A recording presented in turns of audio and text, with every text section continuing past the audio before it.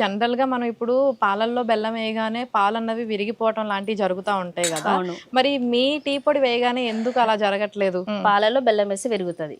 ఎందుకు రీజన్ అంటే బెల్లంలో ఆమ్ల గుణం ఉంటుంది. అది ఉండడం వల్ల పాలు విరిగిపోతాయి. అంటే దాన్ని చెప్పాలంటే నిమ్మరసం వేస్తే ఎలా ఇరుగుతుందో సేమ్ అలా ఒరిజినల్ బెల్లం అయినా ఆమ్ల గుణం ఉంటుంది, కాకపోతే కొంచెం తక్కువ ఉంటాయి, అది విరగదు.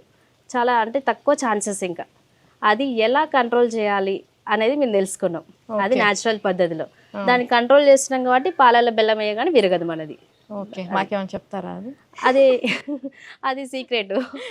అంతే కదా. కాకపోతే అది కారణం ప్రతి ఒక్కరు గూగుల్ సెర్చ్ చేసినా తెలుస్తుంది. బెల్లం పాలలో వేస్తే ఎందుకు ఇరుగుతున్నది ఎవరికైనా తెలుసు, కాకపోతే ఎలా కంట్రోల్ చేయాలో తెలియదు కదా. అదే మీ సక్సెస్ కి సీక్రెట్ అన్నమాట. చాలా టైం పట్టింది. ఓకే. దాని బెల్లం తెచ్చి మిల్క్ పౌడర్ తెచ్చుకొని మేము చాలా వృధా చేసినాం దాన్ని.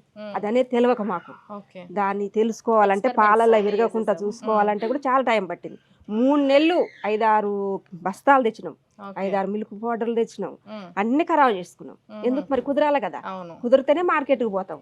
మళ్ళీ మనకిరిగినట్టే వాళ్ళకిరిగితే మళ్ళీ వెనక్కి రాదు అని అలా తయారు చేసుకొని దాన్ని మేము పర్ఫెక్ట్గా ఇక్కడ తాగి చూసుకున్నాకనే మార్కెట్కి ఇచ్చాం.